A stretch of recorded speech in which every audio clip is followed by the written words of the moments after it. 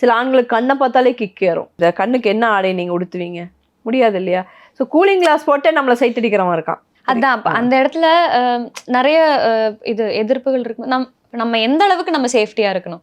நீ சாரி போட்டாலும் பாப்ப, நீ எப்படி போட்டாலும் நீ பாப்பனா, சாரி போட்டாலும் இடுப்ப பார்ப்பான். அப்ப எந்த அளவுக்கு நம்ம ஷால் போடலைன்னா கழுத்தை பார்ப்பான்.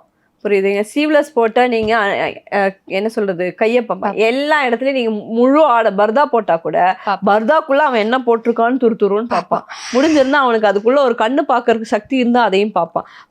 பார்க்கறவன் எப்படி இருந்தாலும் பார்ப்பான். ஆனா நான் என்ன சொல்றேன்னா, தனக்கான ஒரு ஒரு விஷயம் இருக்கு இல்லையா, அதை நீங்க ஏன் உடைக்கிறீங்க அடுத்தவங்களுக்காக? நான் எப்படி வேணாலும் இருப்பேன், எப்படி வேணாலும் இருக்கிறது கிடையாது, இப்படித்தான் இருப்பேங்கிறது தான் வாழ்க்கை. அது ஆணோ பெண்ணோ, எந்த ஆம்பளையும் அரகுற ட்ரெஸ்ஸில் வரும்போது அவன் சட்டையே இல்லாமல் வந்தாலும் நமக்கு தோன்றதில்லை. அது பெண்களுடைய பெரிய பெருமையெல்லாம் கிடையாது. இந்த சொசைட்டி நம்மளை அப்படி வளர்த்துடுச்சு.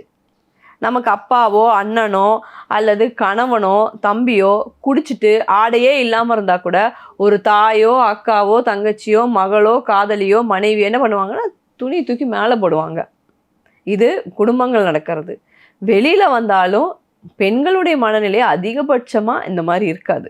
ஆனால் ஆண்களுக்கு ஏன் அப்படி இருக்குது? ட்ரெஸ்ஸுனாலையா? கிடையாது. அவங்க மென்டலி அவங்க ப்ராப்ளத்தில் இருக்காங்க. அவங்க கிட்ட போய் நீங்கள் ஏன் ட்ரெஸ்ஸை கழட்டி காட்டுறீங்கிறத என்னோட கேள்வி.